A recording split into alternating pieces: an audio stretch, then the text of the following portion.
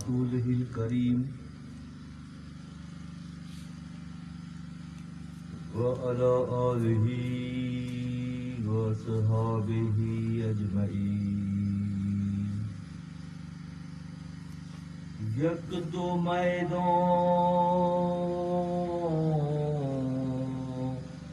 در پے صابران، یک دو میدان در پے صابران، پس جدو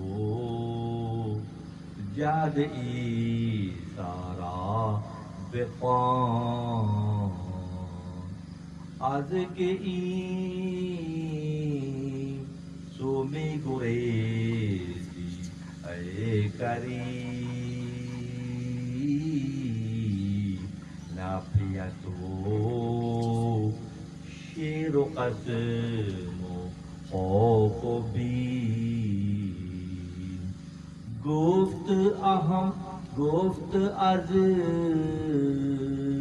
احمق گریزانم برو، گفت از احمق گریزانم برو، میرهانم خویش را بندم مشو. انتہائی واجب الاحترام خلفائے کرام، برادران سلسلہ و اہل ذوق ساتھیوں، اللہ تعالیٰ کا بے حد شکر احسان ہے کہ ہمارے مرکز خانقاہ مولائے روم میں مولانا جلال الدین رومی رحمۃ اللہ علیہ کی تعلیمات کے ذریعے اصلاح احوال اور تربیت کی شب جمعہ کی یہ نشست الحمدللہ ثم الحمدللہ اپنے مقاصد کی تکمیل کے حوالے سے رو بسفر ہے. کوئی اضافی کلاسز نہیں، کوئی اور بات نہیں. اسی نشست میں وہ سارے زاویے دیکھنے کو ملتے ہیں جن کو اختیار کر کے ہم بہت ساری پریشانیوں، مشکلوں، تنگیوں اور پشیمانیوں سے بچ سکتے ہیں. مثنوی دراصل اصلاح احوال کی کتاب کا نام ہے. مثنوی دراصل شفا یابی بخشنے والی کتاب کا نام ہے. مثنوی دراصل تنگیوں سے کشادگی کی راہ پر گامزن کرنے والی کتاب کا نام ہے. مثنوی دراصل باطن کو روشن کرنے والی کتاب کا نام ہے. مثنوی مولوی مانوی ہست قرآن در زبان پہلوی، اس کا سارے کے سارے مضامین قرآن کو، قرآن کی تعلیمات کو انتہائی جامع اور احسن انداز میں پیش کرنے کی سعادت حضرت مولانا جلال الدین رومی رحمۃ اللہ علیہ کے حصے میں آئی. مثنوی شریف سے استفادہ اور ان دروس کا اہتمام یہ بھی مولانا کی کرامات ہی میں سے ہے کہ اس پرفتن دور میں کچھ نفوس بہرحال ایسے ہیں کہ طریقت میں گنا نہیں جاتا ہے، طریقت میں چنا جاتا ہے. گنتی دوسرے طبقے میں ہوتی ہے کہ وہ گن کر حساب کرتے ہیں. ہمارے ہاں اہل طریقت میں تقویٰ معیار ہے. قد افلح من زکاہا، جس نے تزکیہ کیا وہ فلاح یافتہ قرار پایا. ورنہ وہاں گنتی ہے، یہاں پر جو ہے تربیت ہے، یہاں پر جو انتخاب ہے، اور انتخاب ظاہر ہے عملی تربیت کے بغیر ممکن نہیں ہے. پوری مثنوی شریف انبیاء کے واقعات سے ہے. جیسے میرے نائب جناب آصف کامران جبی صاحب ابھی اظہار کر رہے تھے، داؤد علیہ السلام کی شریعت اور زمانے کے معاملات کو اجاگر کر کے ہمیں یہ سمجھایا جا رہا ہے کہ اس میں اور اس دور کے معاملات میں کتنی مماثلت ہے اور کتنا اہم پیغام ہے. شروع وہاں سے ہو رہی ہے بات اور لگتا ہے کہ ہمیں اور آپ کو مخاطب کیا جا رہا ہے. اسی طرح سے دوستو ایک طویل کئی ہفتوں کی مسلسل بیان کے بعد گزشتہ ہفتے وہ سلسلہ اپنے اختتام کو پہنچا اور آج ایک نیا مضمون ہمارے سامنے ہے. یعنی کہ مولانا کے پاس مضامین کی کمی نہیں ہے. مولانا کے قلب اطہر پر بالکل اسی انداز میں اللہ کی جانب سے مضامین کا نزول ہوتا ہے جیسے آئینے میں تصویریں نمایاں ہوتی ہیں. آئینہ اگر صاف و شفاف ہے تو اس میں منظرنامہ ایک کے بعد ایک نظر آتا ہے، اور اگر آئینے پر میل ہے، آئینہ میلا ہے تو اس پہ کچھ بھی نظر نہیں آتا. اہل طریقت کے ہاں جیسے میں نے پہلے بھی ابھی ذکر سے پہلے یہ سعادت حاصل کی میسج کنوے کرنے کی کہ دل کو صاف کرنا ہے، دل کو مانجنا ہے. لکل شیء سخالہ، ہر چیز کی صفائی کا پروسیجر ہے، طریقہ کار ہے. صابن، کپڑے جو ہے صابن سے صاف ہوتے ہیں، برتن جو ہے ڈٹرجنٹ وغیرہ سے صاف ہوتے ہیں، ہماری گاڑیاں اور ہمارے اسباب پانی سے صاف ہوتے ہیں. ہر چیز کی صفائی ہو رہی ہے اور ہم کر رہے ہیں، بڑے شد و مت سے کر رہے ہیں، مگر ہمیں اپنے قلوب کی صفائی کا خیال نہیں آ رہا کہ ہمارے دلوں پر بھی تو دنیا کی طلب اور دنیا کے معاملات کی خواہشات کی تہ جم گئی ہے. اس میں کچھ سنگل ہی نہیں آ رہے، تو سنگل ہی نہیں آ رہے. ہم تعلق باللہ کی کیفیت میں آ ہی نہیں رہے. ہاں ہم اپنے کچھ معاملات نمٹا رہے ہیں اور ان معاملات کو نمٹانے کے بعد جیسے بھی بات ہو رہی تھی کہ مولانا فرماتے ہیں بہت سخت بات ہے اور مولانا ہی کر سکتے ہیں، ان کے پاس کیونکہ جوابات بھی ہیں تو کوئی ان سے الجھتا نہیں تھا اس زمانے میں بھی اب تک کہ تمہارے نماز کے انڈوں میں سے چوزے کب برآمد ہوں گے. مور کے بچے 30 دن میں نکل آتے ہیں، بطخ کے بچے 20 دن میں نکل آتے ہیں، مرغی کے بچے 21 دن میں نکل آتے ہیں، بٹیر کے بچے 20 دن میں نکل آتے ہیں. تمہیں 40 سال ہو گئے تو نمازیں ادا کرتے ہوئے، مگر نہ تمہارے قول میں تبدیلی، نہ تمہارے فعل میں تبدیلی، نہ تمہاری شکل و شباہت میں تبدیلی کہ تمہارا چہرہ تو منور ہو جانا چاہیے تھا. نماز کی 40 سال کی ادائیگی کے بعد چہرہ تو ایسا روشن ہو جاتا کہ دیکھنے والا کہتا کہ کیا بات ہے صاحب، کیا نور برس رہا ہے نا. تو بہت معذرت اور سخت جملہ ہے کہ خدا نہ خواستہ ہم کیا کر رہے ہیں تو ہمیں یہاں سے جاگے وہیں سے سویرا کے نستا، کیونکہ مولانا کے یہ لگائے ہوئے چرکے دراصل ہماری مخالفت میں نہیں بلکہ ہماری حمایت میں ہیں تاکہ ہم جاگ جائیں، ہم اپنے اقوال و افعال کو کا تجزیہ کریں، ہم سمجھیں کہ ہم کہاں کھڑے ہوئے ہیں. ہمیں غور کرنا چاہیے کہ اگر ہمیں سیلری 1 مہینے کے بعد نہ ملے تو اس آفس کو کام کو چھوڑ دیں گے، ہم کو نتائج نہیں ملے. یا کیا کاروبار میں ہم نے پیسہ لگایا وہ پیسہ ہمارا واپس نہیں آیا منافع کے ساتھ تو ہم چھوڑ دیتے ہیں کاروبار. ہاں ہر معاملے میں تو ہم یہ اور دن کی انتہا بھی شکوے شکایات پر ہوتی ہے. تو پھر وہ جو ہم کر رہے ہیں اور جو ہم دنیا کو دکھا، عیسیٰ ابن مریم علیہ السلام بہت تیزی میں دوڑتے ہوئے بھاگتے ہوئے پہاڑ کی طرف جا رہے ہیں، بھاگے چلے جا رہے ہیں. تو ایک بندہ دیکھا، پہچان لیا کہ تو اللہ کے نبی عیسیٰ ابن مریم، یہ اتنے کہاں بھاگتے ہوئے جا رہے ہیں.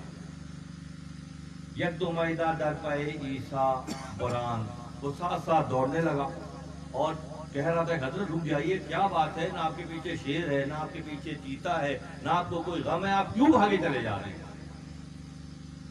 آپ کیوں اتنا تیزی سے بھاگ رہے ہیں، رک نہیں رہے. تو 1-2 میدان تک یک دو میدان در پے عیسیٰ بران، پس بجد و جہد عیسیٰ را بخوان. یہاں تک کہ وہ 2-3 میدان تک بھاگتا ہوا ساتھ ساتھ گیا اور یہ پوچھ رہا ہے کہ نہ مجھے شیر نظر آ رہا ہے، نہ مجھے کوئی چیتا نظر آ رہا ہے، نہ مجھے کوئی اور خطرہ بظاہر نظر آ رہا ہے، کیوں بھاگ رہے ہیں. آپ نے فرمایا کہ میں احمق سے بھاگ رہا ہوں. کس سے بھاگ رہا ہوں؟ احمق سے بھاگ رہا ہوں. گفت از احمق بریدانم برو بیرهانم خویش را بندم مشو. گفت آخر مسیحا نہ توئی. آپ احمق سے بھاگ رہے ہیں، آپ مسیحا نہیں ہیں، عیسیٰ ابن مریم نہیں ہیں. پھر آپ کا تو معاملہ یہ ہے کہ مٹی سے پرندے بناتے ہیں اور اللہ کی حکم سے پھونک مار کے فضا میں اڑا دیتے ہیں. اور آپ کا تو معاملہ یہ ہے کہ بادرزاد اندھے جزامی برش والے آپ کے ہاں سے شفا پاتے ہیں. اور آپ کا مقام و مرتبہ اتنا بلند، چوں بخوانی آفسو بر مردہ، یہاں تک کہ آپ مردوں پر دم کرتے ہیں تو اٹھ کے بیٹھ جاتے ہیں. یہاں تک کہ فرمایا کہ چوں بخوانی آفسو بر مردہ بار جہاں چوں شیر سید آوردہ، کہ یہاں تک کہ آپ مردے پر دم کرتے ہیں تو وہ زندہ ہو کر بیٹھ جاتے ہیں. اتنے سارے تو آپ کے اوصاف ہیں اور آپ بھاگے چلے جا رہے ہیں، بھاگے چلے. اس احمد سے کیا خوف ہے آپ کو؟ سوچ لے، بہت ہی عجیب و غریب مضمون چھوڑ دیا مولانا نے. کیا کہ عیسیٰ ابن مریم کا مقام و مرتبہ اللہ نے آدم علیہ السلام کو بغیر ماں باپ کے پیدا کیا. یہ اللہ کی شان خلاقی ہے کہ اللہ نے آدم علیہ السلام کو بغیر ماں باپ کے پیدا کیا. اس کے بعد اللہ نے عیسیٰ ابن مریم کو 2020 چل رہا ہے نا عیسوی اعتبار سے، 2000 سال پہلے کے واقعات عیسیٰ ابن مریم علیہ السلام کے ہیں. علیہ السلام سے 500 سال پہلے عیسیٰ ابن مریم لباس بشریت میں آئے، لباس بشریت میں بغیر بشر کے ٹچ کے آئے. اللہ نے آپ کو بغیر باپ کے دنیا میں بھیجا. سپر نارمل واقعہ ہے یہ قرآن کا، اور اللہ کی خلاقی کا شاہکار ہے کہ اللہ جس طرح چاہتا ہے کر سکتا ہے. بغیر ماں باپ کے آدم کو پیدا کرتا ہے اور بغیر باپ کے عیسیٰ ابن مریم کو پیدا کرتا ہے. حضرت مریم کی والدہ صاحبہ حالت حمل میں تھی اور آپ نے یہ منت مانی کہ جو میرے بطن میں، میرے پیٹ میں ہے، وہ دنیا میں آئے تو میں اسے بیت المقدس کی خدمت کے لیے وقف کر دوں گا، عطیہ کر دوں گا. تو طریقہ یہ تھا کہ بیت المقدس کے تمام معاملات چلانے، جیسے آج کل خانقاہوں میں ہوتا ہے کہ بہت سے لوگ اپنے آپ کو خانقاہ کے لیے وقف کر دیتے ہیں. ان کے روز و شب وہیں گزرتے ہیں، ان کے معاملات وہیں گزرتے ہیں، ان کا اڑنا بچھونا خانقاہ کا ماحول ہوتا ہے، ان کی تربیت ہوتی ہے. اسی طرح حضرت مریم سلام اللہ علیہا کی والدہ صاحبہ نے منت مانی کہ میرے بطن میں جو ہے جب لباس بشریت میں آئے تو میں سے حضرت جناب بیت المقدس کی خدمت کے لیے وقف کر دوں. جب آپ پیدا ہوئی ان کا خیال یہ تھا کہ بیٹا پیدا ہوگا تو میں وقف کروں گی، مگر حضرت مریم سلام اللہ علیہا پیدا ہوئی. ان کو حیرت ہوئی، سورہ مریم کا واقعات ہے، آپ کو بڑی حیرت ہوئی، یہ تو بیٹی ہے، لڑکی ہے، اور میں نے نیت یہ کی تھی. تو اللہ کی طرف سے پیغام آیا، حضرت سبحان اللہ و بحمدہ سبحان اللہ، اللہ کی طرف سے والدہ مریم کو پیغام آیا کہ یہ لڑکی ہے، بظاہر بہت سے لڑکوں سے زیادہ میں اسے فضیلت بخشوں گا، بہت سے لڑکوں سے زیادہ اس کو فضیلت ملے گی دنیا میں.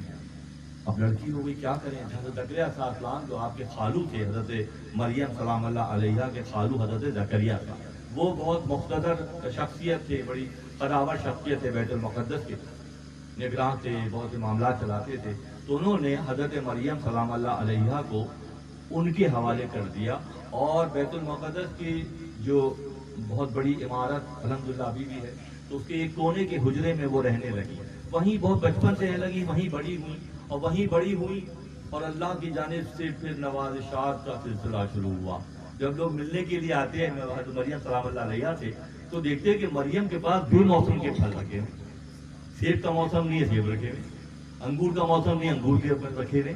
یہ سپر نارمل طریقے کو سمجھنے کا طریقہ سیکھ لے کہ خدا جس طرح چاہتا ہے وہ کرتا ہے، اور اگر خدا کسی سے کام لینے کا ارادہ کرتا ہے تو اس کی شخصیت میں وہ تمام نوازشات بھر دیتا ہے جو اس کی ضرورت ہوتی ہے.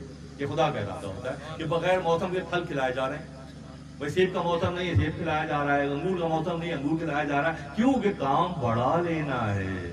تم تو صرف پھلوں کو دیکھ رہے ہو, ہم وہ دکھائیں گے جہاں تمہاری عقل حیران رہ جائے گی.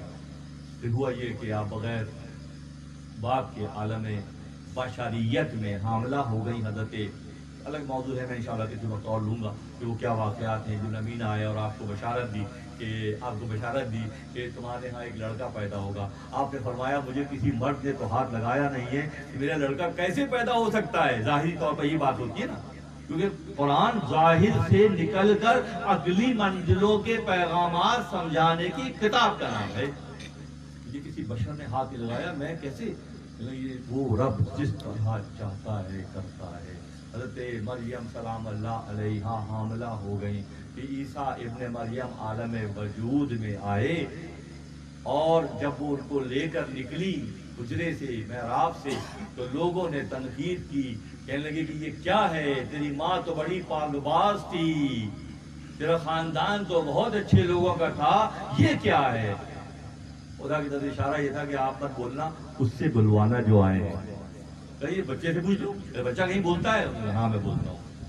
پالنے میں عیسیٰ ابن مریم علیہ السلام نے گفتگو کی, میں اللہ کا نبی ہوں, اللہ نے مجھے کتاب دی ہے. اسی لیے مولانا فرماتے ہیں اگر پیر جو ہے پالنے میں بھی ہو سکتا ہے, 70 سال کا بوڑھا سفید داڑھی والا پیر نہیں بن سکتا. اللہ کی مرضی ہو تو پالنے میں گفتگو شروع ہو جاتی ہے. اللہ کی مرضی اگر ہو تو جھولے میں گفتگو شروع ہو جاتی ہے. وہی عیسیٰ ابن مریم علیہ السلام, ناصریہ کا علاقہ ہے جو فلسطین میں. آپ پہلے مرحلے میں جب آپ بڑے ہوئے, شعور کی منزل ظاہر اعتبار سے آئی, تو آپ ایک رنگریز کے پاس جو ہے وہ کام کرنے لگ گئے, کپڑوں کو رنگنے کا کام کرنے لگ گئے. تو وہاں ہر کپڑا الگ, بلو اور سفید, لال اور نیلا, ہرا. تو آپ نے کیا کیا کہ اس بڑے مٹکے میں سارے کپڑے ایک ساتھ ڈال دیے, اور جو لینے والا آتا کہ میری خمیز جو ہے بلو رنگ کی تھی تو ہاتھ ڈال کر بلو رنگ کی خمیز نکال کے دے دیتے. اچھا دوسرا آتا میری خمیز تو صاحب ہرے رنگ کی تھی, میرے کپڑے ہرے رنگ کے تھے, تو اسی ایک مٹکے سے سارے رنگ نکل کر آ رہے ہیں. عقلیں حیران ہو جاتی ہیں جب اللہ کا نظام ایکٹیو ہوتا ہے. تو مشہور ہو گئے, رنگریز کا کام آپ نے شروع کیا. اگلے مرحلے میں اللہ نے بے شمار نوازشات, مٹی کے پرندے بناتے اور پھونک دم کر کے اسے اڑا دیتے فضا میں. مادرزاد اندھا کوئی لے کر آتا. مادرزاد اندھا وہ ہوتا ہے جو ماں کے پیٹ میں اس کی آنکھیں نہیں بنتی, اب کبھی بھی نہیں بنیں گی. جو لوگ بائی برتھ کچھ امراض لے کر دنیا میں آتے ہیں تو وہ بیماریاں پھر صحیح نہیں ہوتی. کوئی دھبا لے, آج یہ کہ میرے پاس آیا تھا ایک بچی کے چہرے پہ ایک بلیک کلر کا نشان تھا, میرے پیدائشی ہے. میں نے کہا اب اس کا کچھ نہیں ہوگا. پھر ہمارے پاس کیا ہے, وہ تو عیسیٰ ابن مریم کرتے تھے کہ جو بائی برتھ کوئی نشان لے کر آیا, کوئی ایپ لے کر آیا تو پھر ہمیشہ رہے گا. ملا جام رحمۃ اللہ علیہ یاد آ رہے ہیں اس وقت, بڑے مستجاب الدعوات, جو ہاتھ اٹھاتے, جو دعا کرتے, اللہ قبول کرتا, کیونکہ اللہ کے لیے اپنے آپ کو ملا جام نے مٹا دیا تھا. ایک عورت مادرزاد اندھے کو لے کر آئی, ملا جام میاں صاحب قبلہ نے یہ واقعہ مجھے خود سنایا مدینہ منورہ میں. لے کر آئی, کہا صاحب اس میرا بچہ اندھا ہے, اس کو آپ ہاتھ پہ دے, دم کر دیں, اس کی آنکھیں روشن ہو جائیں. کہنے لگے کیسی باتیں کرتی ہو بی بی, یہ ہم سے کہاں ہوگا یہ کام, یہ تو موسیٰ کرتے تھے, عیسیٰ کرتے تھے. جب عورت بہت ضد کرنے لگی تو اٹھ کر اپنے مقام سے زچ ہو گئے, تھک گئے, بیزار ہو گئے, اٹھ کے جانے لگے کمرے کی طرف. آواز آئی, نہ موسیٰ کو نیم نہ عیسیٰ کو نیم, مامی کو نیم, نہ عیسیٰ کرتا ہے نہ موسیٰ کرتا ہے, میں کرتا ہوں, جاؤ ہاتھ پھیرو, اس کی آنکھیں روشن کر دوں گا. پہلے کچھ مقام پر تو آئے, پہلے اپنے اوقات میں سے وقت نکال کر اللہ سے اپنے تعلق کو پہلے جوڑے تو صحیح. پھر دیکھے وہ نہ عیسیٰ کو نیم نہ موسیٰ کو نیم, مامی کو نیم, نہ عیسیٰ کر سکتے تھے نہ موسیٰ کر سکتے تھے, میں کروانے والا تھا, تم جاؤ تمہارے ہاتھ سے بھی کروا دوں گا. وہ اگر آج بھی ابراہیم کا ایمان پیدا وہ اگر آج بھی ابراہیم کا ایمان پیدا آگ کر سکتی ہے انداز گلستان پیدا، آگ آج کے دور میں بھی ٹھنڈی ہو سکتی ہے، ہاں بشرطے ابراہیم آئے کوئی سامنے۔ ابراہیم آئیں گے تو اتنا مخلوق غائب ہوگی نا۔ ہم جیسے معاذ اللہ ہمیں کون خاطر میں لاتا ہے؟ جب اس کے احکامات کو ماننا شروع کریں گے پھر کوئی ایسا نہیں ہوگا جو آپ کے سامنے کھڑا ہو سکے۔ آج بیماریاں پریشان کر رہی ہیں، تنگیاں پریشان کر رہی ہیں، کاروبار کا نقصان ہو رہا ہے، اولاد جو ہے وہ نہیں مان رہی ہے۔ یہ کیوں ہو رہا ہے؟ اس لیے ہو رہا ہے کہ ہم اس کو نہیں مان رہے۔ جس دن ہم اس کو ماننا شروع کر دیں گے حقیقی رنگ کے ساتھ، اس دن سے منظرنامہ مکمل طور پر تبدیل ہو سکتا ہے۔ گفت آرے گفت بس اے روح پاک، ہر چپاہی میں کنی از کیس پاک۔ گفت عیسیٰ کے بذات پاک حق، گفت عیسیٰ کے بذات پاک حق، مبتدا تن خالق و جان در سبق۔ کافتو وہ اسم اعظم را کہ من برکرو برکور خواندم شد حسن، برک سنگی بخواندم شد شگاف، خرقرا بدرید بر خود تاب ناف، بر تن مردہ بخوانده گشت ہی، بر سر لا شے بخوانده گشت پہ۔ جو جس چیز کو مردے کو حکم دیتے وہ کھڑا ہو جاتا، برس والے کے سارے سفید نشانات مٹ جاتے، جدامی کے کٹے ہوئے ہاتھ پیر دوبارہ، یہ سب تو کر رہے ہیں، اور پھر کیا وجہ ہے کہ آپ ایک احمق سے بھاگ رہے ہیں؟ بہت بات کا مضمون بہت سخت ہے، بہت سخت۔ احمق کون ہوتا ہے؟ احمق وہ ہوتا ہے جس کے قلب کو خدا نے بند، ختم اللہ علی قلوبہم وعلی سمعہم وعلی ابصارہم غشاوۃ ولہم عذاب علیم۔ وہ احمق ہوتا ہے جس کے دل کو اللہ بند کر دے، جس کے دل کو اللہ نے بند کیا ہو، اسے پھر کون کھول سکتا ہے؟ سارے معجزات اللہ نے عیسیٰ ابن مریم کو دیے، مگر احمق جو ہے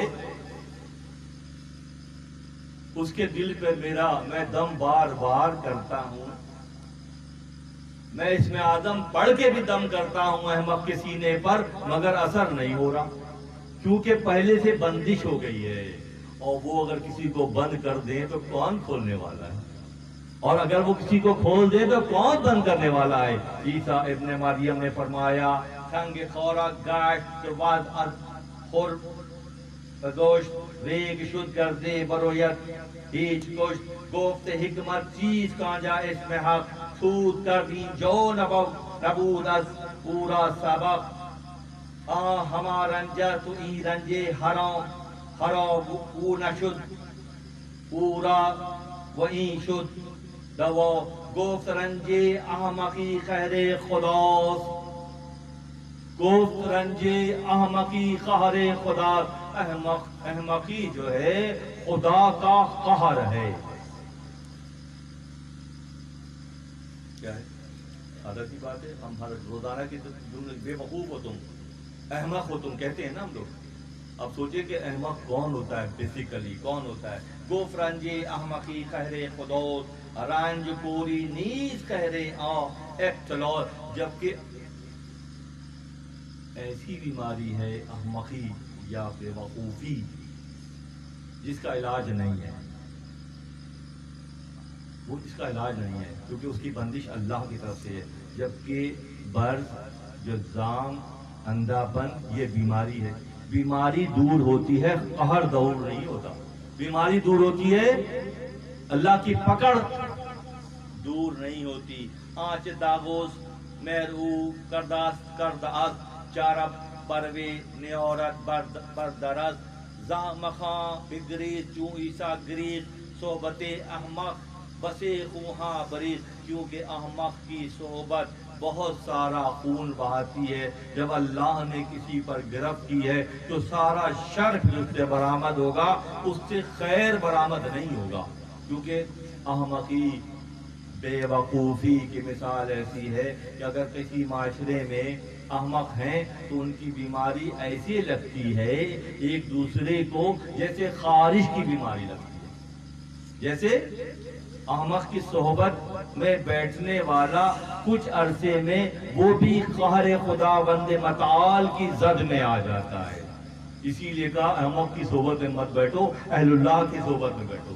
یک زمانہ صحبت با اولیاء بہترا 100 سالہ طاعت بے ریا، کہ اہل اللہ کی چند لمحات کی صحبت سینکڑوں سال کی بے ریا عبادت سے بہتر ہے. یہاں تو زاویہ یہ دکھایا جا رہا ہے، اور دوسری طرف یہ کہا جا رہا ہے کہ احمق کی صحبت سے بچو، کیونکہ عیسیٰ ابن مریم بھی جو اتنے عظیم معجزات اپنے ساتھ رکھتے تھے وہ بھی احمق سے بھاگ رہے تھے. اب پہچان کیسے ہوگی اور اس کا انجام کس طرح سے ہوگا؟ عیسیٰ ابن مریم علیہ السلام کے ساتھ واقعات ایک دوسرے سے ریلیٹ کر رہے ہیں. یہ دفتر سوم میں ہوں اور یہ واقعہ دفتر دوم سے میں نے لیا، تم بلایا اس کو. عیسیٰ ابن مریم علیہ السلام کے ساتھ ایک شخص سفر میں تھا اور راستے سے گزر رہے تھے تو ایک گہرے گڑھے کے اندر کچھ ہڈیاں نظر آئیں. تو شخص نے کہا اے اللہ کے نبی عیسیٰ ابن مریم، آپ کو پاسورڈ معلوم ہے اس میں آدم معلوم، آپ ایسا کریں کہ ان ہڈیوں پر وہ پاسورڈ پڑھیں. آپ نے فرمایا کیسی باتیں کیوں کر رہا ہے؟ میں نبی اللہ ہوں، تو مجھ سے صحبت اٹھا، فیض اٹھا، تجھے پرائی ہڈیوں کی فکر لگی ہے کہ ان کو جگائیے. اللہ غنی، کہاں سے کہاں چلی گئی بات کہ اہل اللہ کی صحبت اور معیت میسر ہے، مگر ساری کی ساری نظر دنیاوی معاملات پر ہے، ظاہری فائدے پر ہے. میں اللہ ہی تیرا بندہ کیسا بندہ ہے، میں اس کے ساتھ ہوں، میں وقت کا نبی ہوں، خدا نے مجھے اتنے بے شمار تو نے دیے ہیں معجزات، اور یہ میرے ساتھ ہے. اپنی شخصیت کو اور اپنی بری عادتوں کو اور اپنے برے احوال کو سنوارنے کی اسے فکر نہیں ہے، اسے فکر پڑائی ہڈیوں کی ہے. بڑا سمجھایا انہوں نے کہ بابا ایسی باتیں مت کرو، یہ مناسب نہیں ہے. اس میں آدم یقینی طور پہ خدا نے مجھے دیا ہے، اس کی لمیٹیشن بھی مقرر کی ہیں کہ وہ علی کل شیء قدیر، ذات جو چاہے کرے. اگر وہ کسی کو کوئی نوازش ہے، اس کی عطا ہے اور کوئی اس کی بخشش ہے تو وہ لمیٹیشنز کے ساتھ ہے. وہ کب کل ہو سکتی ہیں؟ وہ تو جزوی ہیں. کل تو طاقت اللہ کے پاس ہے. تو وہ شخص بحث کرنے لگا، کہنے لگا اچھا آپ بخیل ہو رہے ہیں، آپ نے پہلی والی جو ہے وہ بات نہیں ہے، آپ بخالت سے کام لے رہے ہیں، میری ذرا کی خواہش کو آپ پورا نہیں کر رہے ہیں. تو اللہ کی بارگاہ میں دعا کی عیسیٰ ابن مریم نے، اللہ یہ تیرا کیسا بندہ ہے، میں اس کے ساتھ ہوں، مجھ سے استفادہ نہیں کر رہا اور پرائی ہڈیوں کو. کہتے ایسا کریں اگر آپ نہیں پڑھتے تو مجھے سکھا دیں، میں پڑھوں گا. کہتے ہیں نا لوگ ایسا مجھے فلاں وظیفہ بتا دے تاکہ جلدی جلدی معاملات سیدھ ہو جائے. ہمارے اب تک بھی چل رہا ہے کچھ چھوٹا سا ہو، بہت زود اثر ہو، کیمیا ہو، نکلا اور ٹھک کر کے جا کے لگا ٹھکانے. ایسی چاہتے ہیں نا کہ اگر آپ نہیں پڑھ رہے، اگر آپ نہیں تو پھر مجھے سکھائیں، میں پڑھوں گا. بھائی کیسا بندہ ہے یہ، مجھ پہ بدگمانی کر رہا ہے. اسے اپنے آپ کو سنوارنے کی، اپنے آپ کو بدلنے کی کوئی اس کو خواہش نہیں ہے. یہ پرائی ہڈیوں پہ مجھ سے دم کروا رہا ہے، اور اگر میں منع کر رہا ہوں تو یہ مجھے اس کو مجھے بخیل کہہ رہا ہے، مجھے تنگ نظر کہہ رہا ہے. یہ کیسا بندہ ہے؟ اللہ نے فرمایا، اللہ کے یہاں اے عیسیٰ، ہم لوگوں کی دعاؤں کو قبول کرتے ہیں. یہ جو کہہ رہا ہے تو تم کر دو. تو دعا کے حوالے سے اللہ دعا جو ہے ہم لوگ ادھوری مانگتے ہیں دوستوں. اے اللہ ہمارے حق میں جو بہتر ہے وہ ظاہر کر دے. یہ طریقہ ہونا چاہیے. ادب تو یہی ہے کہ ہم میرے لیے جو بہتر ہے وہ کر دیں، میری پریوار خاندان کے لیے، میرے دوستوں کے لیے جو بہتر ہے وہ کر دیں. نہ کہ ہم ڈکٹیشن دیں کہ صاحب یہ کر دیجیے اور وہ کر دیجیے اور یہ تو جتنی جلدی ہو جائے وہ اچھا ہے. ہم سب اسی انداز میں گفتگو کرتے ہیں. جبکہ ادب یہ ہے اور محفوظ راستہ یہ ہے کہ ہم اللہ سے یہ دعا کریں، اے خالق برحق ہمارے حق میں جو بہتر ہے وہ ظاہر کر دے. اس سے بہتر کون جانتا ہے، اس سے بہتر کون سمجھ سکتا ہے. عیسیٰ ہم ٹھیک ہے اس خواہش کو پورا کر دو. تو جب عیسیٰ ابن مریم علیہ السلام نے اس بدبخت شخص جو کہ احمق تھا بنیادی طور پر، احمق سے شروع ہوا اور یہاں تک پہنچے اب احمق کا انجام بھی دیکھ لیتے ہیں کہ احمق کہاں جا کر پھنس جاتا ہے. اپنی حماقتوں کی وجہ سے، اپنی تنگ نظریوں کی وجہ سے، اپنی خود پسندیوں کی وجہ سے، اپنے آپ کو بہتر ذرا سی نوازشات کی جانب سے کیا آ گئی، وہ عقل کل بن گئے. اب ذرا سی ہلکا سا جھونکا آیا اور وہ عقل کل بن گئے، ان سے آگے اب کوئی بھی نہیں ہے. تو خدا ایسے معاملات کو پھر دکھاتا بھی ہے، خدا پھر دکھاتا ہے. اسی لباس بشریت میں ہمارے اور آپ کے دائیں بائیں مولانا بڑی اچھی بات کرتے ہیں کہ قرآن میں گزشتہ اقوام کے جو واقعات ہیں، قوم لوط، قوم عاد، قوم ثمود، قوم صالح کے واقعات ہیں، تم پڑھتے ہو اساطیر الاولین، پہلے زمانے کے حصے. تم شکر ادا کرو کہ تم ان کو پڑھتے ہو، تمہارے ساتھ معاملہ سیدھا ہے. اور تم پر یہ عذاب آ جاتے اور تمہارے قصے ہوتے اور وہ پڑھتے تو پھر تمہارا کیا ہوتا؟ تم ان کے واقعات پڑھتے ہو اور بڑے خوش بھی ہوتے ہو کہ ہم تو بچے ہوئے ہیں.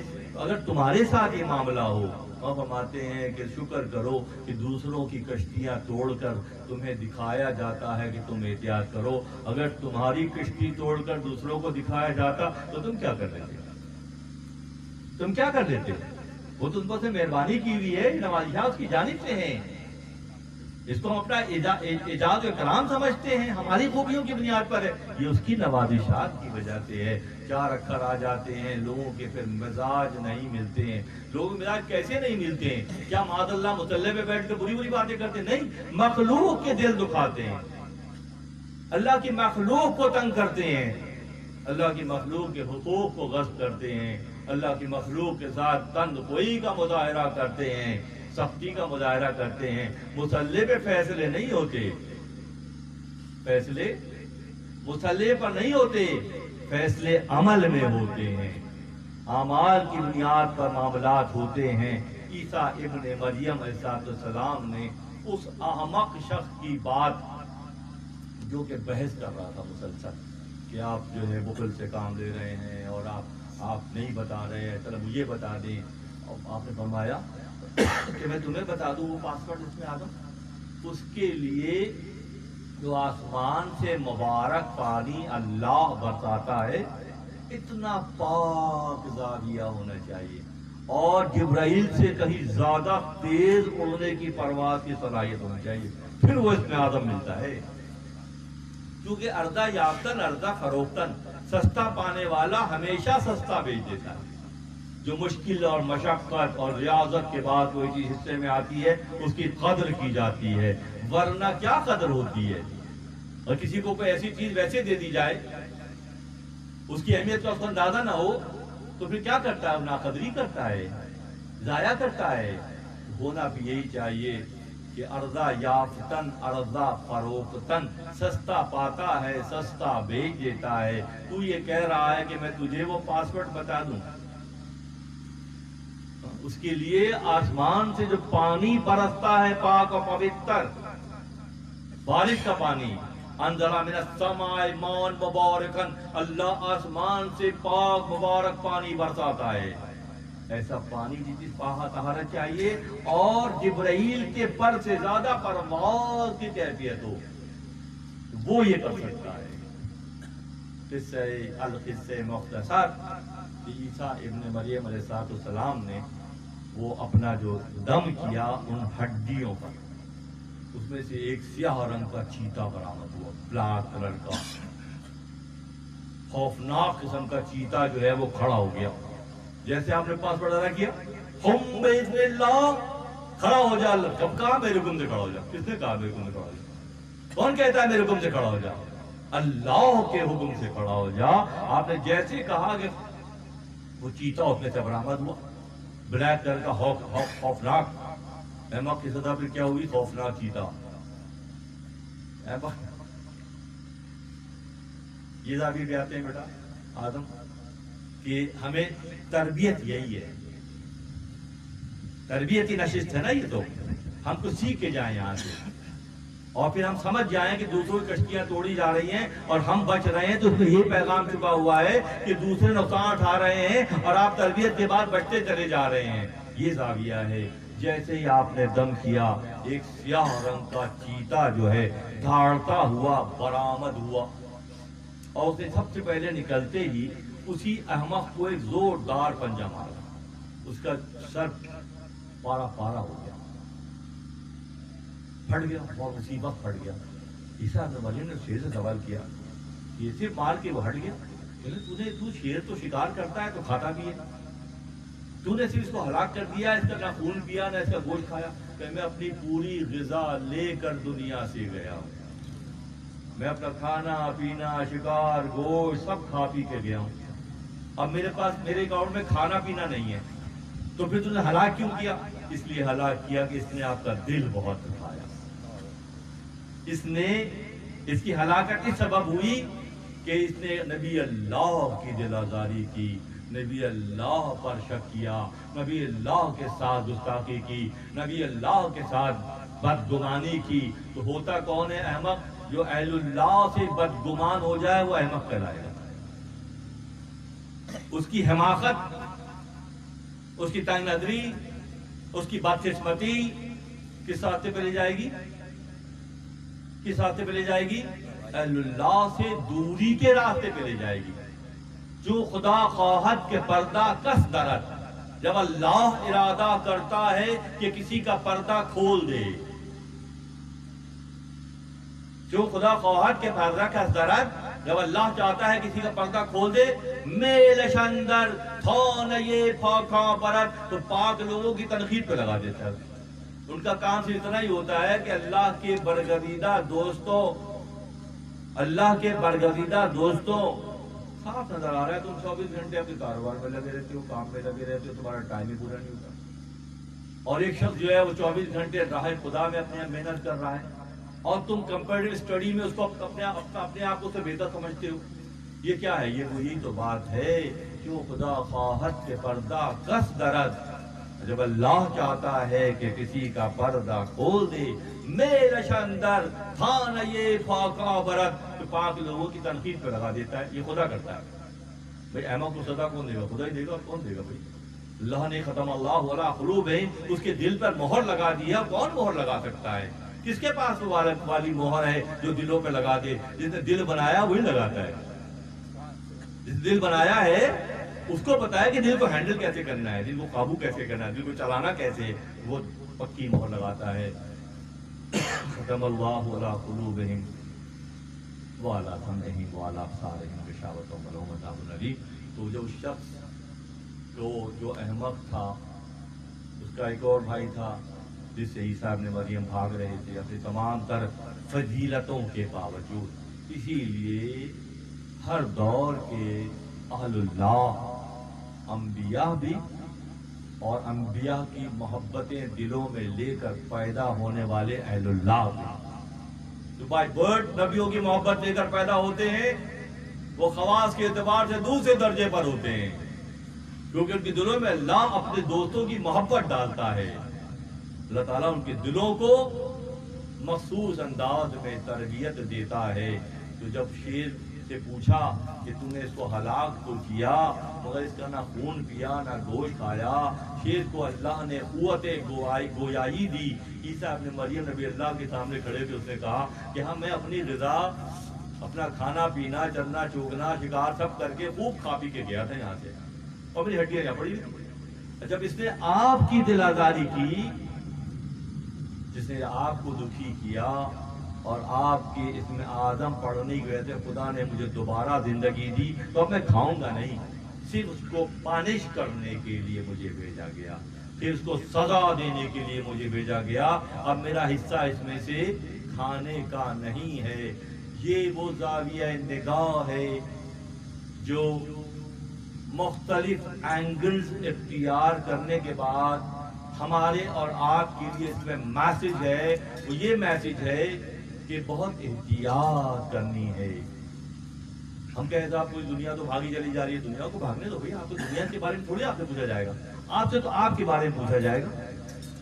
ہم یہ شکوہ اور یہ دلیل بنائیں کہ معاشرہ تو پورا ہی خراب ہے اور ہم خواہ مخواہ اچھے بننے کے چکر میں لگے ہوئے ہیں، تو آپ سے معاشرے کے بارے میں تھوڑی پوچھا جا رہا ہے، آپ سے تو آپ کے بارے میں پوچھا جائے گا کہ تمہارے قول و فعل کا تضاد، تمہارے یہ معاملات میں اونچ نیچ کی کیفیت، تم اس کا جواب دو، تم اس کا جواب دو۔ یہ دلیل کہیں کام نہیں آئے گی کہ اگر معاشرے میں لوگ ناپ تول میں غلطیاں کر رہے ہیں، اگر لوگ معاشرے میں ایک دوسرے کی عزت و توقیر کو گھٹا رہے ہیں، اور معاشرے میں لوگ دنیا داری میں لگے ہوئے ہیں، اور ہم ان کو دیکھ کر، ہاں ایک صورت ہے اگر وہ سارے احمق ہیں تو ان کی صحبت پھر احمق ہی بنائے گی، اور جب احمق بنائے گی تو احمق جو ہے اپنے اس طرح کے انجام سے دو چار ہوں گے جس کی نشاندہی حضرت مولانا جلال الدین رومی رحمۃ اللہ علیہ نے حکایت کے انداز میں مثنوی میں بیان کی۔ یہ حکایتیں ہیں، یہ حکایتیں ہیں، اور ان حکایتوں میں سے جو میسج ہوتا ہے وہ یہ ہوتا ہے کہ اصلاح احوال کرنا ہے اور اپنے آپ کو بہتر کرنا ہے۔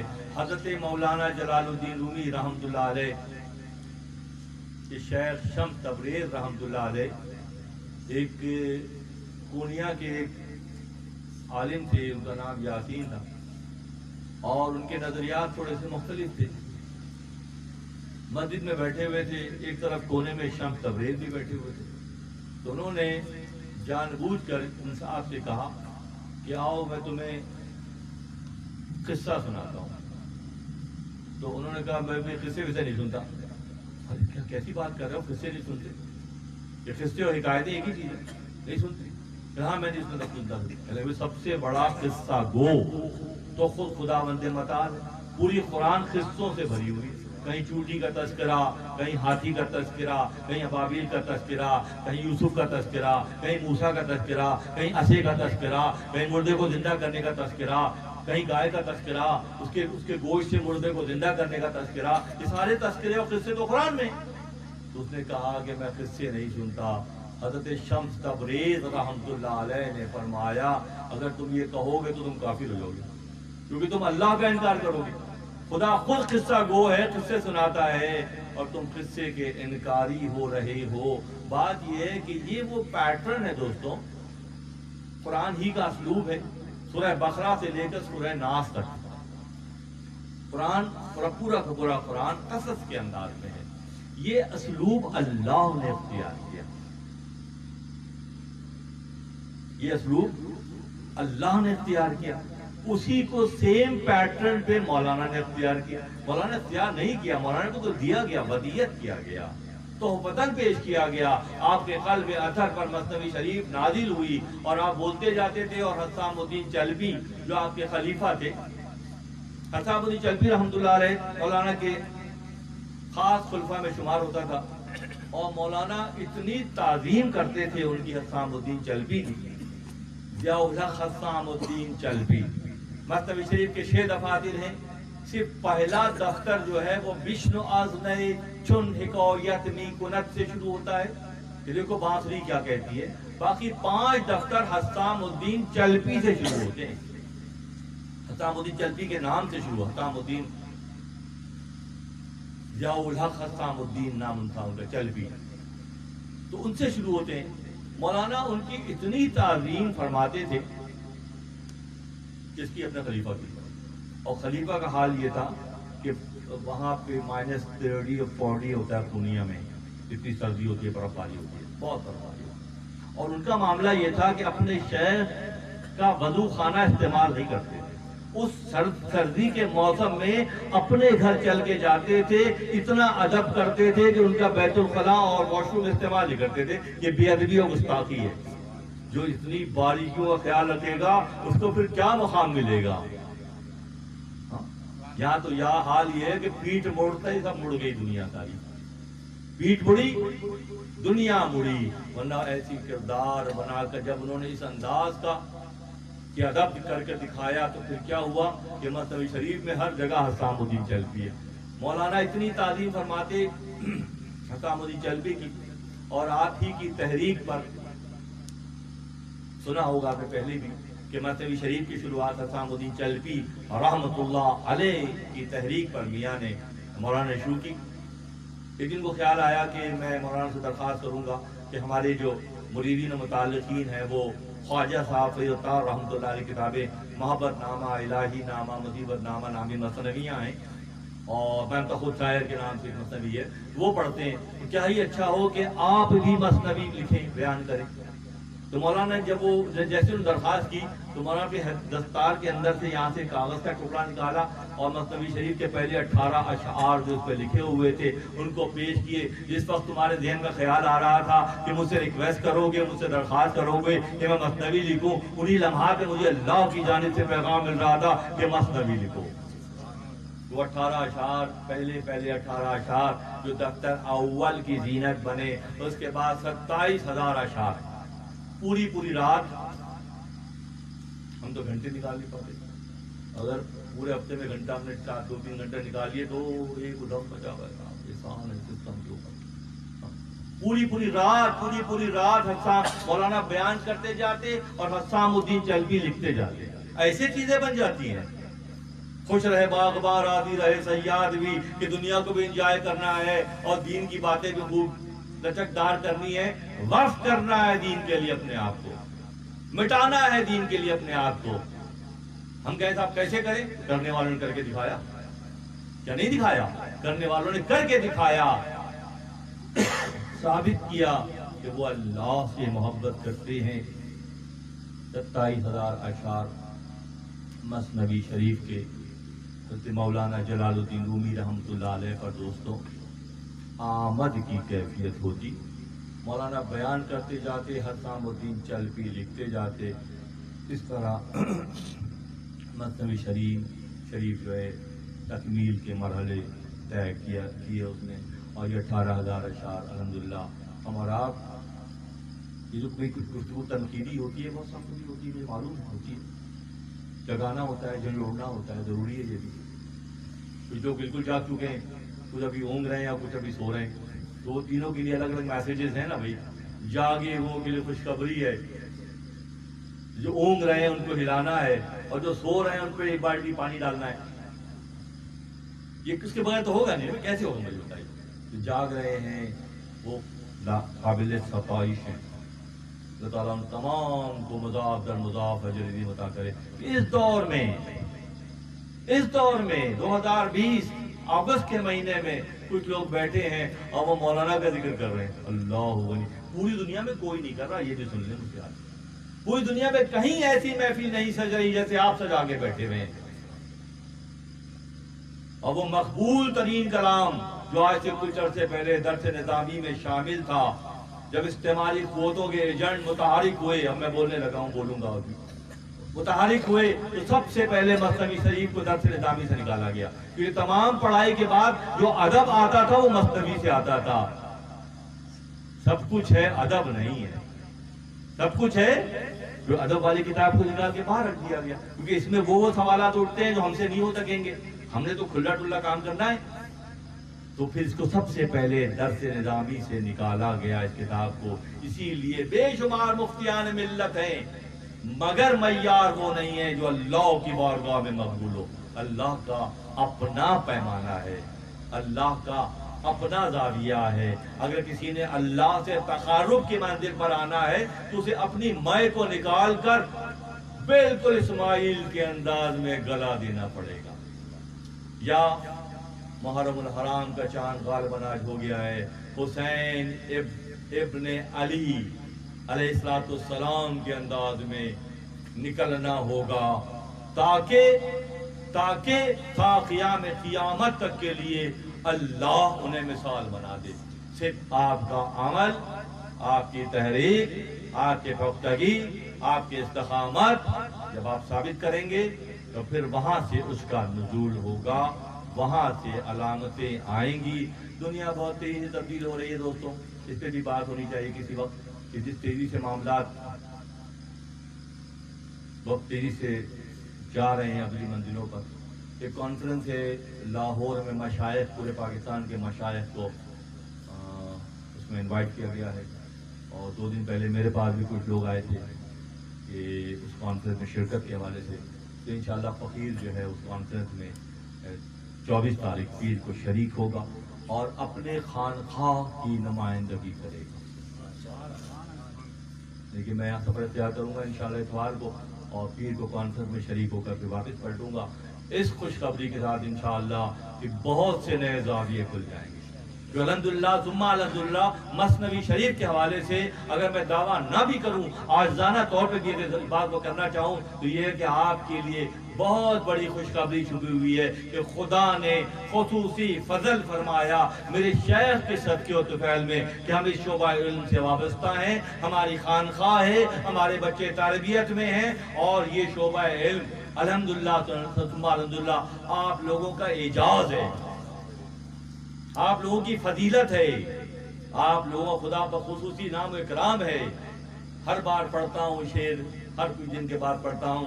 آتش دوزخ نہ سوزد آن کسے کورا بدید، یک نظر انداخت روزے یو شنید از بے بیاں. جہنم کی آگ اسے جلا ہی نہیں پائے گی، جہنم کی آگ اسے جلا ہی نہیں پائے گی. جس نے مطلب شریف کو پڑھا، جس نے مطلب شریف کو بیان کیا، جس نے مطلب شریف کو سنا، کہ کیا چیز پیدا ہوتی ہے.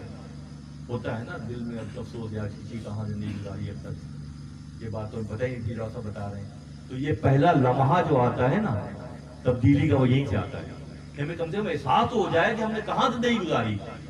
یہ بات تو پوری زندگی گزارنے کے باوجود تاڑیاں سفید ہو گئی، ہمارے علم میں نہیں تھی. اور یہ حق ہے، جیسی کیفیت پیدا ہوتی ہے وہ اللہ دلوں کا نگران ہے، اللہ دلوں کو مانیٹر کرتا ہے، اللہ دلوں کو دیکھتا ہے. ہمارے ظاہر کو وہ کب دیکھتا ہے.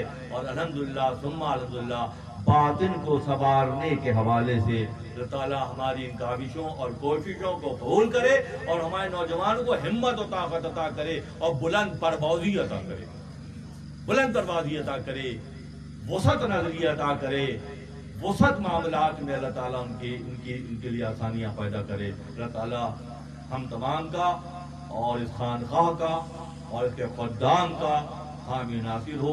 وآخر دعوانا ان الحمدللہ رب العالمین. محرم الحرام کی شروعات ہو گئی ہے.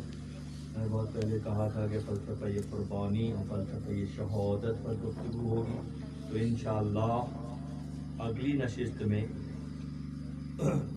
انشاءاللہ فلسفہ قربانی اور فلسفہ شہادت کو ایک نشست میں دیکھ لیں گے.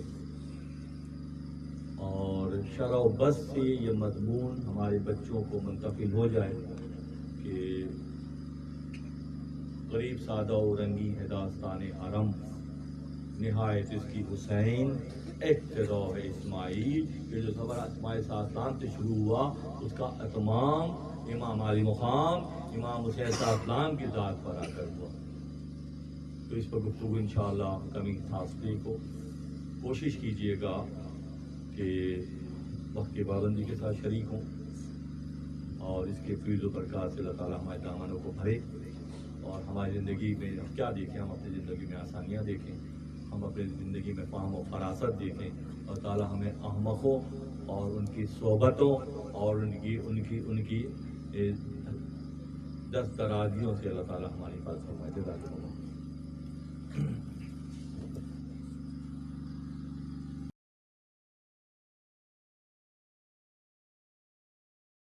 خیر الخلق كلهم مولاي صل وسلم دائما ابدا على حبيبك خير الخلق كلهم محمد سید الکونین والثقلین محمد سید الکونین والثقلین والفریقین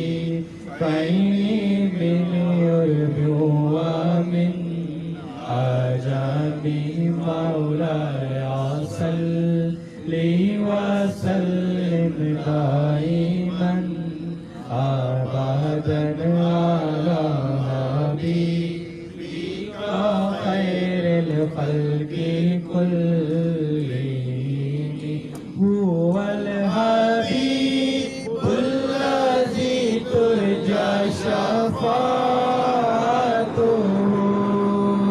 هو الحبيب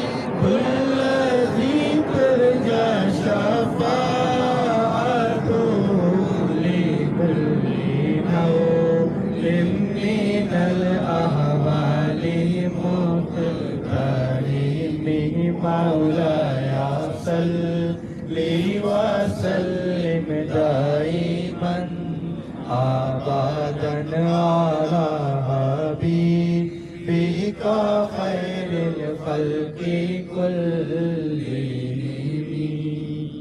در پہ آقا کے غلامی کا وسیلہ لے کر در پہ آقا کے غلامی کا وسیلہ لے کر ہوں میں حاضر یہ سر عجز خمیدہ لے کر ہوں میں حاضر یہ سر عجز خمیدہ لے کر جامع سوختہ جامی ایسے کرنی جامع سوختہ جامی ایسے کرنی اور جامی کا گداز دل شیدا لے کر اور جامی کا گداز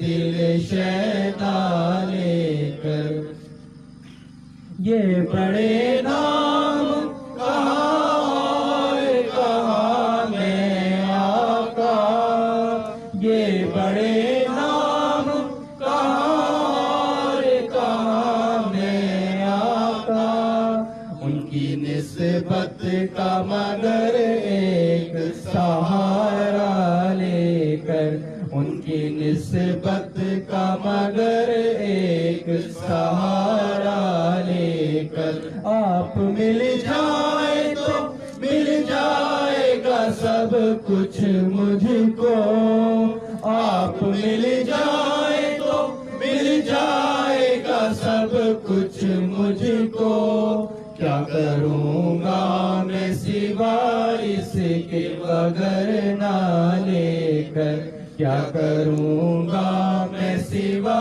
اس کے بغیر نہ لے کر حاضر خدمت سرکار ہوا ہے یہ شفیع حاضر خدمت سرکار ہوا ہے یہ شفیع نظر کرنے کو دل و جان کا ہتھیار لے کر نظر کرنے کو دل و جان کا ہتھیار لے کر در پہ آقا کے غلامی کا وسیلہ لے کر ہوں میں حاضر یہ سر عجز خمیدہ لے کر السلام علیکم یا سیدی یا رسول اللہ وعلی آلک و اصحابک یا سیدی یا حبیب اللہ تیری جناب مقدس میں اے رسول کریم قبول ہم سب کا درود و سلام ہو جائے الہی نجنی من کل ضیق بجائے المصطفیٰ مولا الجمیع وہب لنا فی مدینتہ قرارا بإیمانا و دفن بالبقیع اور دیگر عالم تیرے چند عاجز بندے اپنی دنیاوی معاملات سے ہٹ کر شب جمعہ کی ان ساعتوں میں خانقاہ مولا روم میں جمائیں یا اللہ ان تمام کی حاضری کو شرف قبولیت کا درجہ عطا فرما یا اللہ بعد نماز عصر نماز مغرب نماز عشاء درمیان میں اوراد و وظائف اور ذکر و وظائف مراقبہ اور درس مثنوی حضرت مولانا جلال الدین رومی رحمۃ اللہ علیہ کا انعقاد عمل میں آیا یا اللہ قرآن کی تلاوت کا شرف حاصل کیا گیا یا اللہ کبھی بیشی غلطی کوتاہی کو معاف فرماتے ہوئے اس کا ثواب آقا نامدار احمد مجتبیٰ محمد مصطفیٰ صلی اللہ علیہ وسلم کی بارگاہ بے کس پناہ میں ہدیتاً و تحفتاً نذر کرتے ہیں یا اللہ قبول فرما نبی صلی اللہ علیہ وسلم کے والدین کریمین کے درجات کو بلند فرما تمامی انبیاء صادق کی ارواح مقدسہ بالخصوص بالتفصیل خلیل حق ابراہیم صلی اللہ علیہ وسلم کی روح پاک کا ثواب نذر کرتے ہیں یا اللہ قبول فرما تمام اہل بیت اصحاب بالخصوص اماں جان سیدہ معصومہ سلام اللہ علیہ کی روح پاک اس کا ثواب کرتے ہیں اللہ قبول فرما یا اللہ تمام صحابہ کرام و صحابیات الفضل راشدین کے درجات کو بلند فرما تمام امہات المومنین بالخصوص کبریٰ رضی اللہ تعالی عنہا کی روح پاک کو نذر کرتے ہیں یا اللہ قبول فرما تمام غزوات کے شہداء بالخصوص ہم رسول حضرت حمزہ رضی اللہ تعالیٰ عنہ کی روح پاک اس کا ثواب نذر کرتے ہیں یا اللہ قبول فرما یا اللہ حسنین کریمین کے درجات کو بلند فرما شہداء کاربلا کے درجات کو بلند فرما تمامی تابعین تبع تابعین اولیاء اللہ بزرگان دین کل مومن مومنات مسلمین مسلمات چار خاندان 14 خانوادوں کے بزرگان اسلام کی درجات کی بلندی کے لیے ہم عاجزوں کی جانب قبول فرما یا اللہ بالخصوص بالتخصیص شیخ اکبر حضرت شیخ محی الدین عبد القادر جیلانی تعالیٰ عنہ خواجہ مہدی چشتی اجمیر رحمۃ اللہ علیہ بابا فرید مسعود شکر رحمۃ اللہ علیہ حضرت نظام الدین اولیاء علیہ رحمہ حضرت بابا تاج الدین ناقوی رحمۃ اللہ علیہ اور بالخصوص مرشد شفیق قاضی شاہ شفیق احمد فاروقی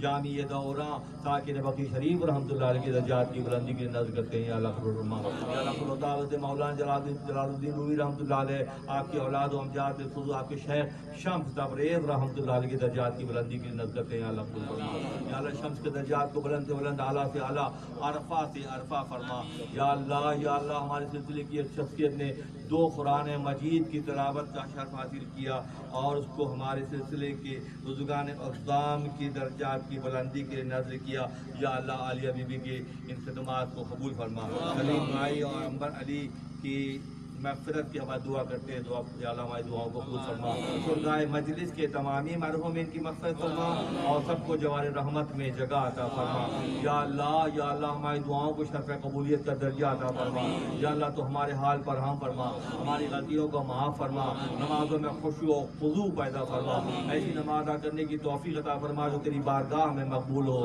یا اللہ قرآن فہمی عطا فرما قرآن کو سمجھ کر پڑھنے کی توفیق عطا فرما اس کا حق ادا کرنے کی توفیق عطا فرما یا اللہ تمہیں عاجزی عطا فرما معرفت عطا فرما نور ہدایت عطا فرما ہر قسم کی آفات بلیات مشکلات پریشانی امراض سے اپنا حفظ و امان عطا فرما یا اللہ جن لوگوں نے دعاؤں کے لیے کہا ان کی دعاؤں کو شرف قبولیت کا درجہ عطا فرما اور جن دعاؤں کی قبولیت کا تو نے اپنے حبیب سے وعدہ کیا ہے ہمارے حق میں بھی قبول فرما پروردگار عالم تمام شرکائے مجلس کی تمام حاجات کو پورا فرما بیماروں کو شفاء کلی سے سرفراز فرما پریشان حالوں کی پریشانی کو دور فرما یا اللہ جو بار قرض میں دبے ہیں قرضوں کی ادائیگی کے باب غیب سے مہیا فرما یا اللہ جو بھی اولاد نیک و صالح اولاد نرینہ سے بار امان فرما یا اللہ اس مقام پر رحمتوں اور برکتوں کا نزول فرما یہاں کے خدام پر اپنا خصوصی فضل فرما یہاں کے رہنے اور بسنے والوں پر ارضی و سماوی ہر قسم کے آفات و بلیات سے پناہ عطا فرما یا اللہ جو خوشگمانی کے ساتھ لوگ یہاں شریک ہوتے ہیں تمام کی جائز آرزوں اور تمناؤں کی تکمیل فرما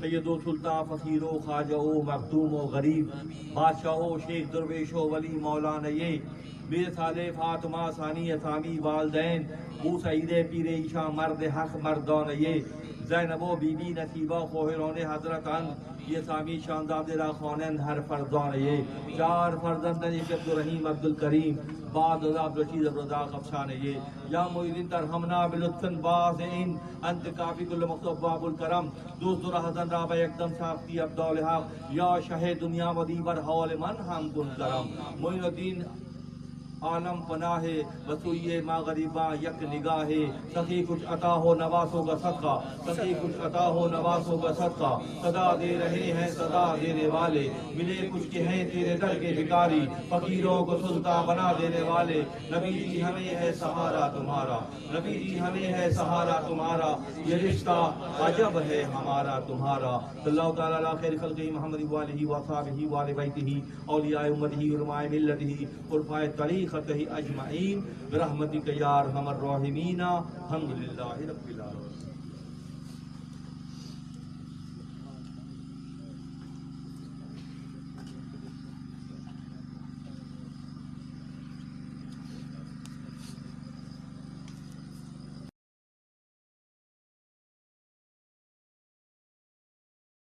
یعنی تمہاری عقل کو اپنا غلام بنا دیا ہے اور تم اپنی عقل کی نہیں بلکہ نفس کی پیروی کر رہے ہو.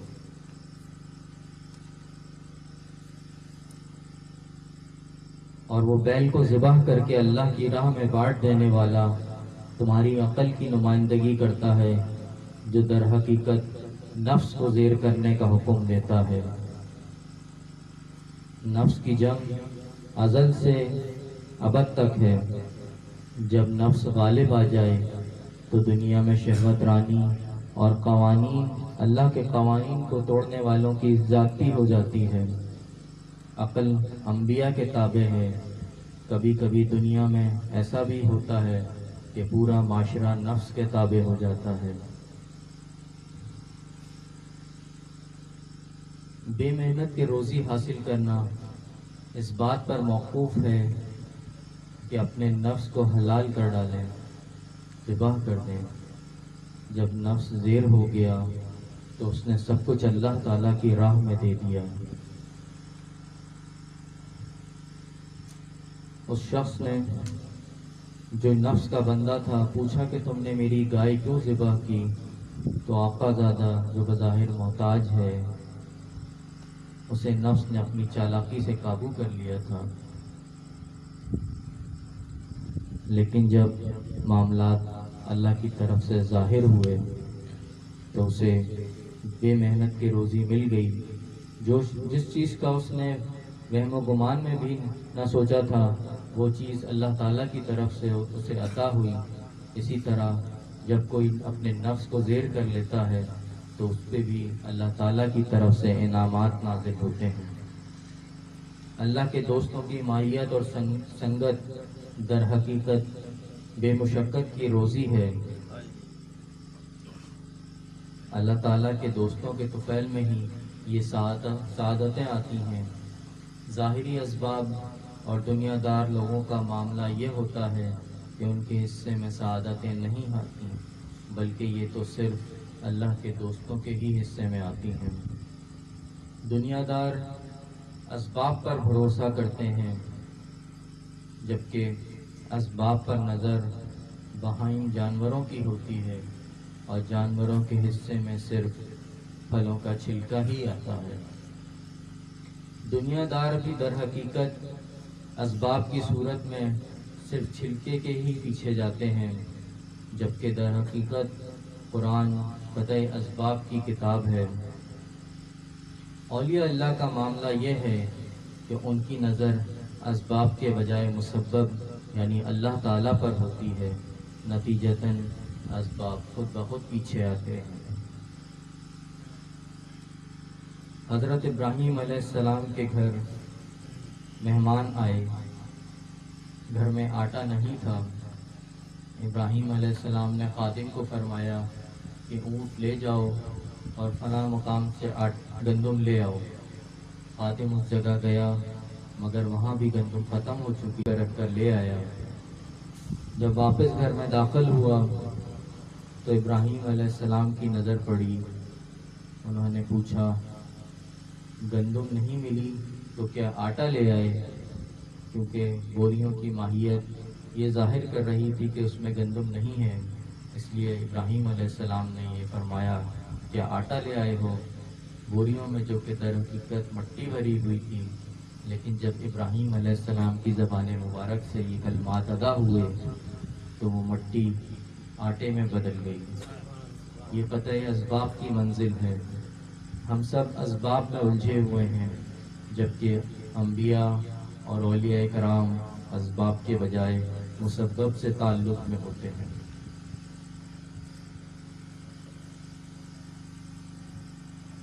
اس کی ایک مثال یہ بھی ہے کہ عیسیٰ علیہ السلام کے حواریوں نے حضرت عیسیٰ علیہ السلام سے فرمائش کی کہ ہمیں گوشت اور گرم گرم روٹیاں چاہیے، تو اللہ تعالیٰ کی طرف سے آسمان سے گرم روٹیاں اترنے لگیں۔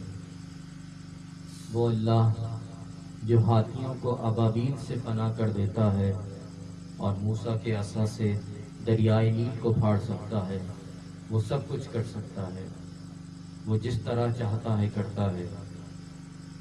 قرآن قطع اسباب کا سبق دیتا ہے۔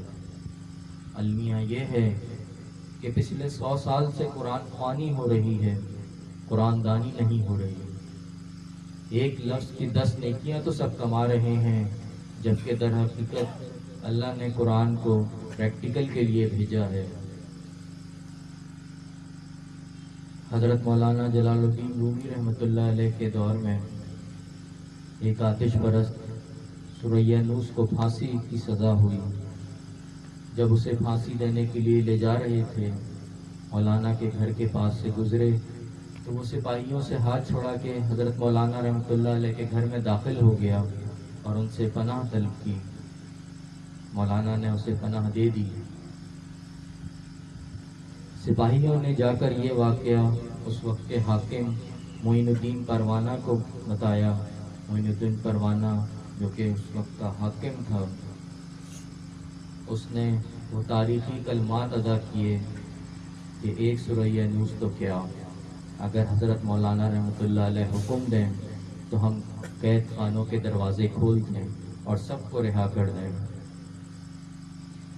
بات یہ ہے کہ مقام و مرتبہ تو مل جاتا ہے، لیکن اولیاء اللہ کی محبت کسی کسی کو ملتی ہے۔ معین الدین پروانہ کے ان کلمات نے انہیں ہمیشہ کے لیے تاریخ میں ایک معزز مقام عطا کر دیا۔ سورہ یونس جو بعد میں علاء الدین کہلائے، انہوں نے فرمایا پہلے میں خدا خوانی کرتا تھا، حضرت مولانا رحمۃ اللہ علیہ نے مجھے خدا دانی سکھا دی اور اللہ تعالیٰ سے ملا دیا۔ وَعَلَىٰ كُلِّ شَيْءٍ قدیر ہے۔ کردار کی پختگی جب آئے گی جب قرآن میں اتر جائیں۔ یہ تو حق ناشناسی کی بات ہے کہ اللہ کی کتاب کو اس طرح پڑھا جائے۔ یہ جو تم کر رہے ہو اور یہ جو ہم سب کر رہے ہیں، اس سے کچھ بھی نہیں ہونے والا۔ اللہ کی بندگی اختیار کرنی چاہیے۔ بندگی کر کے تو دیکھو، آسمان سے خوان ابھی بھی آ سکتے ہیں۔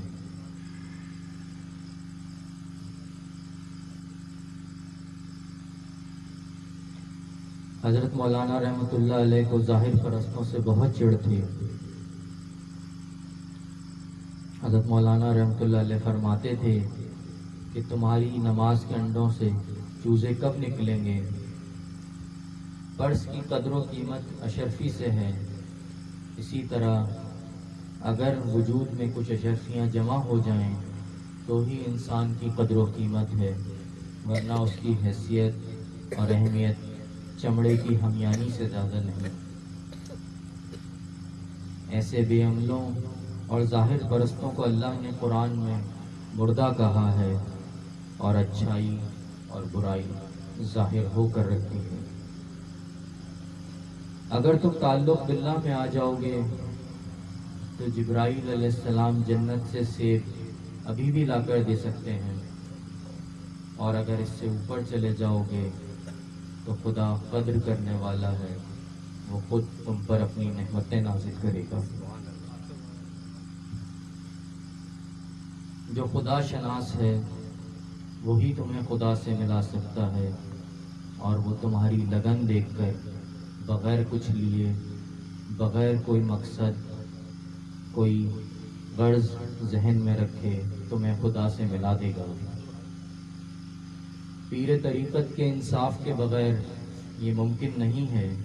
اس کی مثال داؤد علیہ السلام کی سی ہے کہ وہ شخص جو بغیر محنت کے روزی کی دعا کرتا تھا، لیکن داؤد علیہ السلام کی نسبت سے اسے حق مل گیا۔ وہ شخص تو صرف گائے کے مقدمے میں لایا گیا تھا، لیکن اسے وہ بھی مل گیا جس کا اسے گمان تک نہ تھا۔ شیخ کی نسبت سے وہ بھی مل جاتا ہے جو نصیب میں نہیں ہوتا۔ اس نفس اور عقل کے درمیان جنگ کے درمیان شیخ اور رہبر در حقیقت مدد فرماتے ہیں، اور ان کی مدد کے بغیر کامیابی نہیں ملتی۔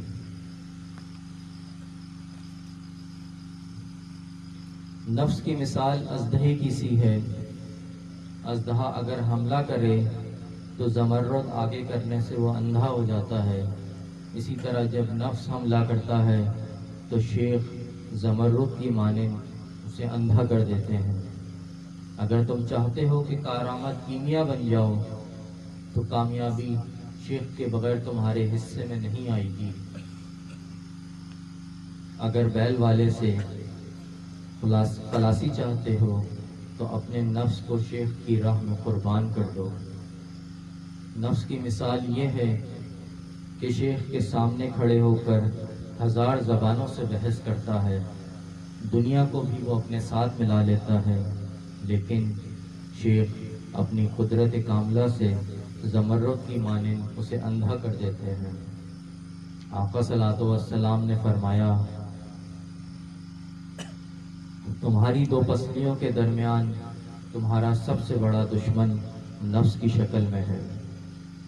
اگر کسی گناہ کا بار بار خیال آئے تو یہ نفس کی چال ہے، اور اگر ہر بار ایک نئی چال چل کر گناہ کا خیال آئے تو در حقیقت یہ ابلیس ہے جو دل میں گناہ کا خیال ڈالتا ہے اور وسوسے پیدا کرتا ہے۔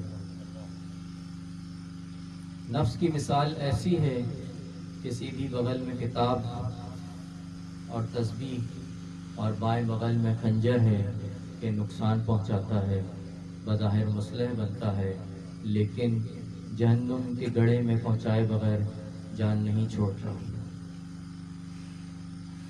اللہ کی طرف سے بغیر محنت کے روزی آتی ہے، لیکن جو ہوشیار نہیں ہوتے وہ اس اپرچونٹی کو ضائع کر دیتے ہیں۔ اگر نفس مردہ ہو جائے تو انسان ہوشیار ہو جاتا ہے۔ بے شمار خطرات ہوتے ہیں، انہیں سمجھنے اور اپنے مطابق ڈھالنے کی ضرورت ہے، جو مرشد کی بغیر مدد کے بغیر ممکن نہیں ہوتا۔ اللہ تعالیٰ نے کب کہا ہے کہ لوگ اسباب سے نکل جائیں؟ کمانے اور محنت کرنے کے لیے کہا گیا ہے، ضرورت صرف اعتدال کی ہے۔ اللہ تعالیٰ ہم تمام پر رحم کرے اور ہمارے دل سے سیاہی کو نکال کر نور بھر دے۔ آمین ثم آمین۔ اللہ تعالیٰ ہم تمام کا حامی و ناصر۔ حاضرین مجلس، یہ تھا پچھلی نشست کا کچھ خلاصہ جو میں آپ کے سامنے پیش کرنے کی سعادت حاصل کر رہا تھا۔ اب میں انتہائی ادب سے ملتمس ہوں اپنے مرشد حضور ڈاکٹر برہان الدین صاحب سے کہ وہ درس مثنوی بیان کریں، تاکہ ہماری نفس اور ہماری روح میں نفس کی اصلاح ہو سکے اور ہماری روح کو بالغی عطا ہو۔